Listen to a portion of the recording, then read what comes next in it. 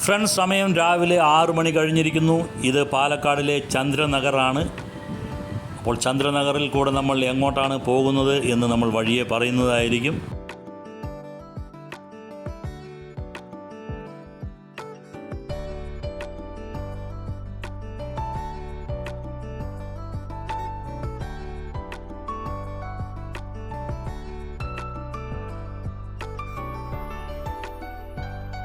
Friends, അപ്പോൾ നമ്മൾ ഇന്ന് പോകുന്നത് തൃപ്പാടൂരുള്ള പുല്ലോട് മഹാദേവ ക്ഷേത്രം എന്നാണ് പറയുക. ശിവക്ഷേത്രമാണ്. അപ്പോൾ ആ ഒരു സ്ഥലത്തേക്കാണ് നമ്മൾ പോകുന്നത്. അപ്പോൾ നമ്മൾ ഈ ഒരു അമ്പലത്തിലേക്ക് പോകണമെന്നുണ്ടെങ്കിൽ പാലക്കാട് നിന്ന് വരുമ്പോൾ ചന്ദ്രനഗർ വഴി വന്ന് നമ്മൾ ഹൈവേയിലേക്ക് കയറി കഴിഞ്ഞാൽ എരുമൂരിൽ നിന്ന് നമ്മൾ സർവീസ് റോഡിലേക്ക് എടുക്കുക.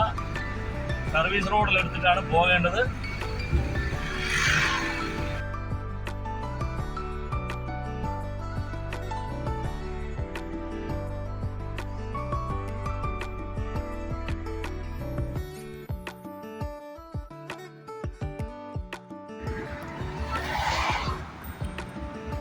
ഇപ്പൊ നമ്മളിത് കുഴൽമന്നത്ത് എത്തിയിട്ടുണ്ട്.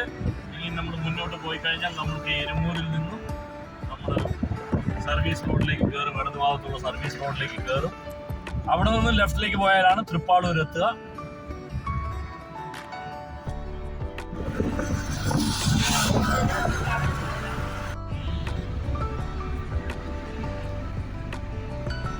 ഫ്രണ്ട്സ്, അപ്പോൾ ഇവിടെ നിന്ന് നമുക്കൊരു ഫ്ലൈ ഓവർ കിട്ടും. പക്ഷേ ഫ്ലൈ ഓവറിൽ കയറാതെ നമ്മൾ ഇടതുഭാഗത്തുള്ള സർവീസ് റോഡിലേക്കാണ് എടുക്കേണ്ടത് വണ്ടി.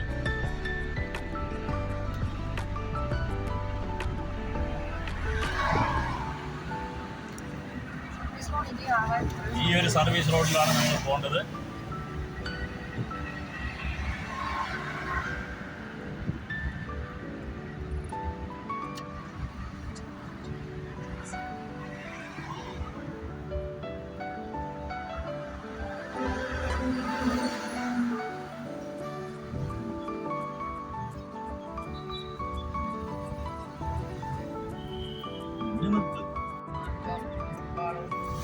സർവീസ് റോഡിലേക്ക് കയറി കഴിഞ്ഞാൽ നമ്മൾക്ക് കുറച്ച് മുന്നോട്ട് വന്നാൽ ഇങ്ങനെ ഒരു ഇന്ത്യൻ ഓയിലിന്റെ പെട്രോൾ പമ്പ് കാണും. ഇനിയും കുറച്ചുകൂടെ മുമ്പോട്ട് പോകണം നമുക്ക്.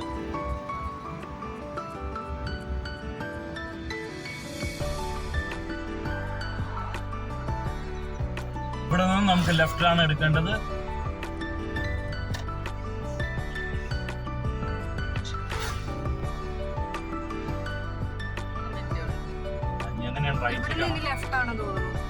പറയുന്നു അതിനിപ്പം ഈ ലെഫ്റ്റിലേക്കാണോ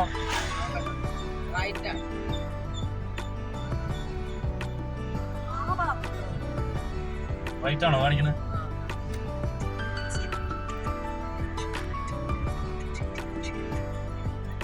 റൈറ്റ് പോയി കഴിഞ്ഞാൽ ഒരു ബ്രിഡ്ജ് കാണും.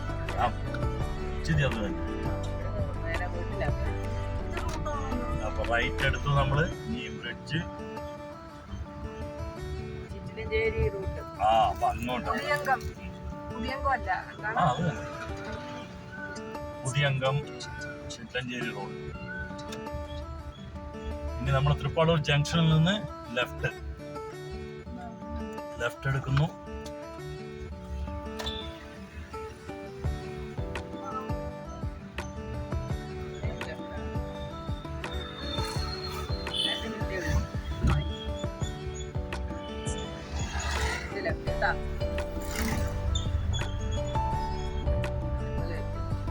നമ്മൾ തൃപ്പാളൂർ ജംഗ്ഷനിൽ നിന്നും ലെഫ്റ്റ് എടുത്തു. ഇനിയും ആദ്യം കാണുന്ന ലെഫ്റ്റ്.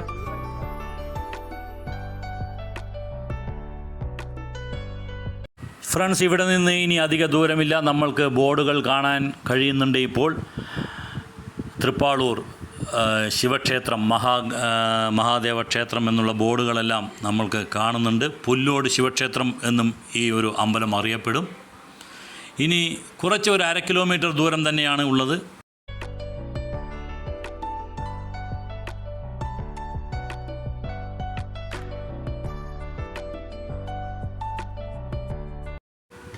നമ്മൾ പോകുന്നതിൻ്റെ ഇടതുവശത്ത് കാണുന്നത് ഗായത്രി പുഴയാണ്.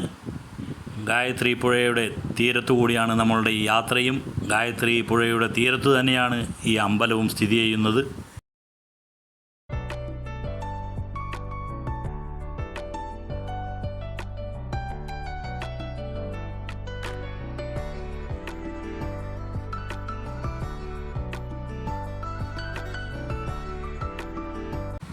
ഗായത്രി പുഴയും പുഴയുടെ തീരത്തുള്ള തെങ്ങിൻ തോപ്പും തെങ്ങോലകൾക്കിടയിലൂടെ ഉദിച്ചുയരുന്ന സൂര്യനും എല്ലാം കണ്ണിന് കുളിർമയേകുന്ന കാഴ്ചകളാണ് സമ്മാനിക്കുന്നത്.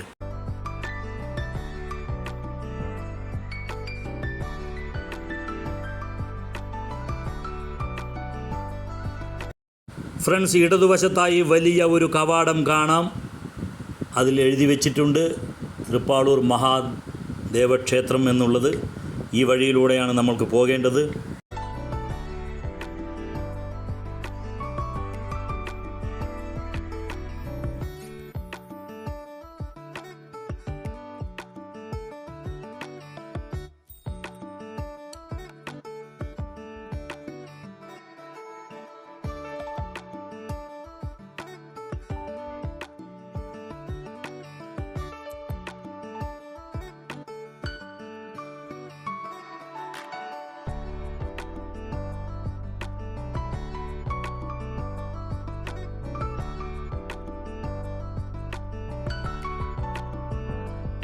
അമ്പലത്തിലേക്ക് പ്രവേശിക്കാൻ 3 വഴികളാണ് ഉള്ളത്. അമ്പലത്തിൻ്റെ മുൻവശത്ത് ഒരു പടിപ്പുരയുണ്ട് ഉള്ളിലേക്ക് പ്രവേശിക്കാൻ. അതേപോലെ പിൻഭാഗത്തായും ഒരു പടിപ്പുരയുണ്ട്. നമ്മൾ പിൻഭാഗത്തുകൂടെയാണ് ഇപ്പോൾ പോകുന്നത്. സൈഡിലായും ഒരു ഉള്ളിലേക്കുള്ള പ്രവേശന കവാടം കാണാം. പക്ഷേ നമ്മൾ കാറിലും മറ്റും പോകുമ്പോൾ ഈ ഒരു ഭാഗത്ത് തന്നെയാണ് പാർക്കിംഗ് സൗകര്യങ്ങളും മറ്റും ഉള്ളത്. അതുകൊണ്ട് തന്നെ നമ്മൾ ഈ ഭാഗത്തുകൂടെയാണ് ഉള്ളിലേക്ക് കടക്കുന്നത്.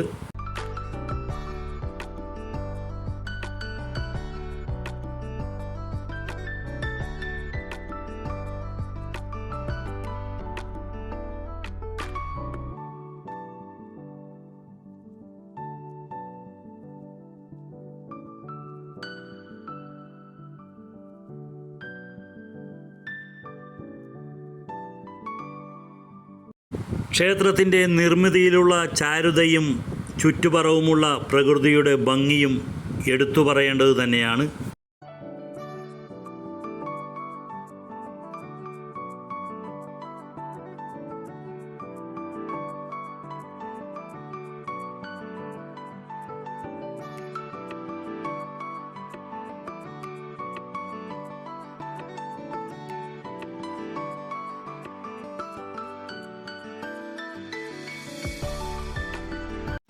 വളരെ വർഷങ്ങൾക്ക് മുൻപ് ഖരപ്രകാശ മഹർഷി പ്രതിഷ്ഠിച്ച 3 പ്രതിഷ്ഠകളിൽ ഒന്നാണ് ഇവിടെയുള്ള ഈ ഒരു ശിവപ്രതിഷ്ഠ.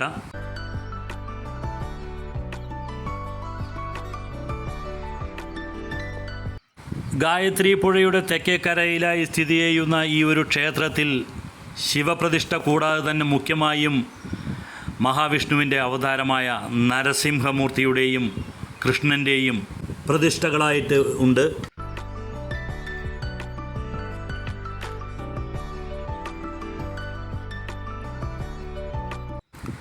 ശിവൻ്റെയും നരസിംഹമൂർത്തിയുടെയും ശ്രീകോവിലുകൾ വൃത്താകൃതിയിലാണെങ്കിൽ ശ്രീകൃഷ്ണൻ്റെ കോവിൽ സമചതുരാകൃതിയിലാണ് നിർമ്മിച്ചിട്ടുള്ളത്.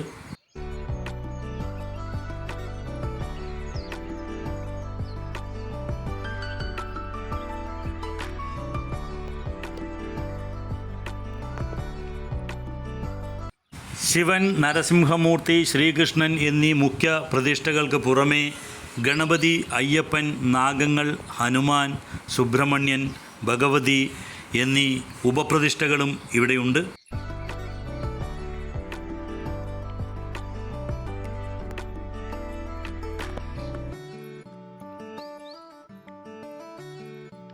പ്രധാനമായിട്ടുള്ള ഉത്സവം ശിവരാത്രിയാണെങ്കിലും ദീപാവലി, അഷ്ടമി രോഹിണി, തിരുവാതിര എന്നിവയെല്ലാം തന്നെ ഇവിടെ ആഘോഷിക്കപ്പെടുന്നുണ്ട്.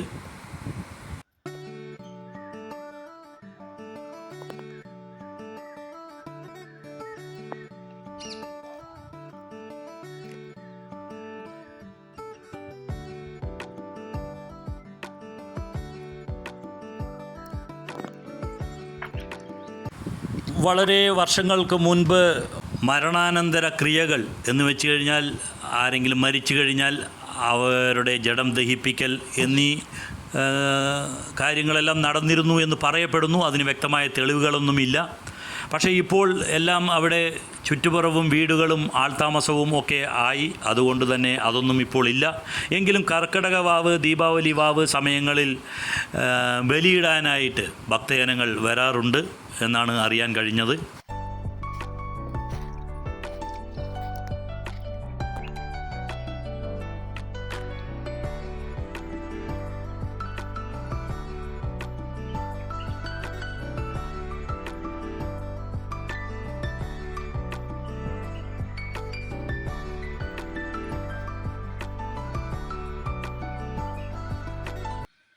വിശാലമായിട്ടുള്ള ഒരു കുളം, കുളപ്പുര ഇതെല്ലാമാണ് അമ്പലത്തിൻ്റെ മുൻവശത്തായി കാണാൻ കഴിയുന്നത്.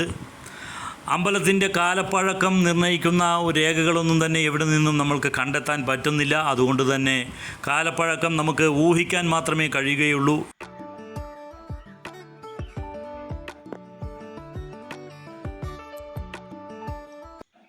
ഫ്രണ്ട്സ്, പാലക്കാട് നിന്നും ഈ ഒരു ക്ഷേത്രത്തിലേക്ക് എങ്ങനെ എത്താം എന്നുള്ളത് നമ്മൾ നേരത്തെ പറഞ്ഞു. തൃശ്ശൂർ ഭാഗത്തു നിന്നാണ് നിങ്ങൾ വരുന്നത് എന്നുണ്ടെങ്കിൽ നിങ്ങൾ തൃശ്ശൂരിൽ നിന്നും നേരെ വടക്കഞ്ചേരിയും കഴിഞ്ഞ് ഹൈവേയിലൂടെ പാലക്കാട് റൂട്ടിൽ വന്നു കഴിഞ്ഞാൽ സ്വാതി ജംഗ്ഷൻ, ആലത്തൂരിൻ്റെ അടുത്തുള്ള സ്വാതി ജംഗ്ഷൻ എന്നുള്ള സ്ഥലത്തു നിന്നും സർവീസ് റോഡിലൂടെ കയറി തൃപ്പാളൂരിലേക്ക് വന്നു കഴിഞ്ഞാൽ തൃപ്പാളൂരിൽ നിന്നും നിങ്ങൾക്ക് ഈ പറഞ്ഞ സ്ഥലത്തേക്ക് എത്താൻ കഴിയും.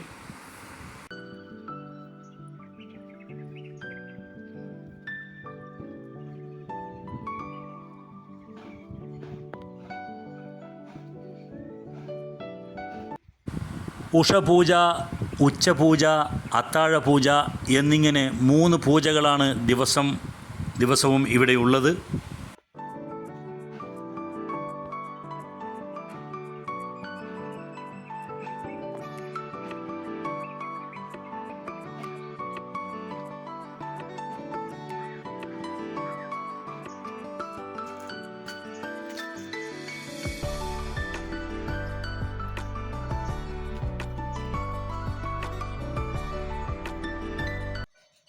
ഈ കാണുന്നത് മുൻവശത്തുകൂടെ അമ്പലത്തിന് ഉള്ളിലേക്ക് പ്രവേശിക്കാനുള്ള മുൻവശത്തെ കവാടമാണ്. ഇതിന് അരികിലായി തന്നെയാണ് കുളവും ഉള്ളത്.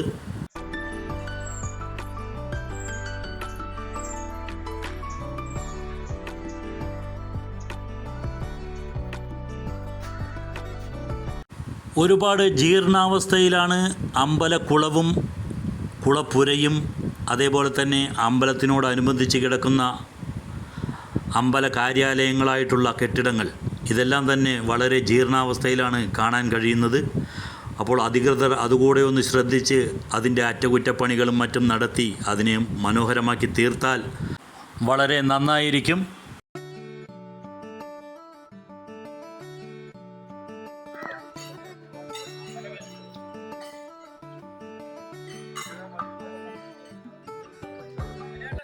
ഗായത്രി പുഴയുടെ മറുകരയിലുള്ള ഗ്രാമവാസികൾക്ക് ഇപ്പോൾ അമ്പലത്തിലേക്ക് വരാൻ ഒരുപാട് ദൂരം യാത്ര ചെയ്യേണ്ടതുണ്ട്. ഒരുപാട് വളഞ്ഞ ചുറ്റിത്തിരിഞ്ഞെല്ലാം വരേണ്ടതുണ്ട്. അപ്പോൾ അവർക്ക് വേണ്ടി കൂടിയാകണം ഇങ്ങനെ ഒരു ഹാങ്ങിങ് ബ്രിഡ്ജ് ഇപ്പോൾ പണി നടന്നുകൊണ്ടിരിക്കുന്നു. മുഴുവനായിട്ടില്ല. അടുത്ത് തന്നെ അത് യാത്രക്കാർക്ക് തുറന്നു കൊടുക്കുന്നതായിരിക്കും. ഏകദേശം പണി പൂർത്തിയായി കഴിഞ്ഞിരിക്കുന്നു.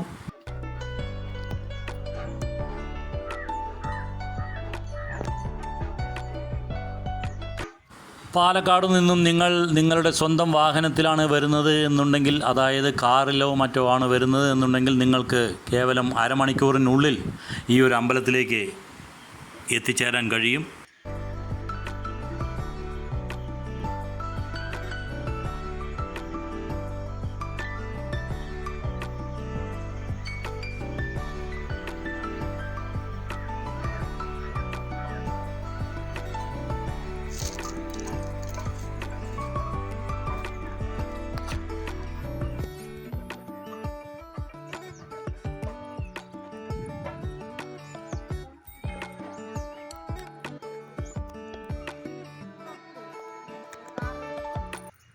ഫ്രണ്ട്സ്, അമ്പലത്തിൻ്റെ വെളിയിൽ വന്നു കഴിഞ്ഞാൽ നമ്മൾക്ക് വലതുഭാഗത്തായിട്ട് ശ്രീ കുറുമ്പ ഭഗവതിയുടെ ഒരു ക്ഷേത്രം കൂടെ കാണാൻ കഴിയുന്നുണ്ട്. രണ്ടും അടുത്തടുത്ത് തന്നെയാണ്. നല്ലൊരു അമ്പലം തന്നെയാണ് ശ്രീ കുറുമ്പ ഭഗവതി ക്ഷേത്രം.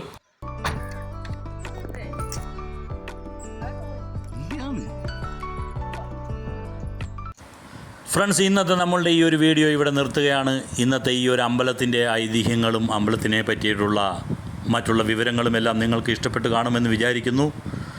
നിങ്ങൾ നമ്മളുടെ ചാനൽ ആദ്യമായിട്ടാണ് കാണുന്നത് എന്നുണ്ടെങ്കിൽ നമ്മളുടെ ചാനൽ ഒന്ന് സബ്സ്ക്രൈബ് ചെയ്യുക. എല്ലാവരും ഇതൊന്ന് ലൈക്ക് ചെയ്യുക. എല്ലാവരും ഇതൊന്ന് ഷെയർ ചെയ്ത് മറ്റുള്ളവരിലേക്ക് കൂടെ ഇങ്ങനെയുള്ളൊരു അമ്പലത്തിൻ്റെ ഈ വിവരങ്ങളും മറ്റും മറ്റുള്ളവരിലേക്ക് കൂടെ എത്തിക്കുക. അടുത്ത ഒരു വീഡിയോയുമായിട്ട് വരുന്നവരേക്കും ബൈ, എൻജോയ്.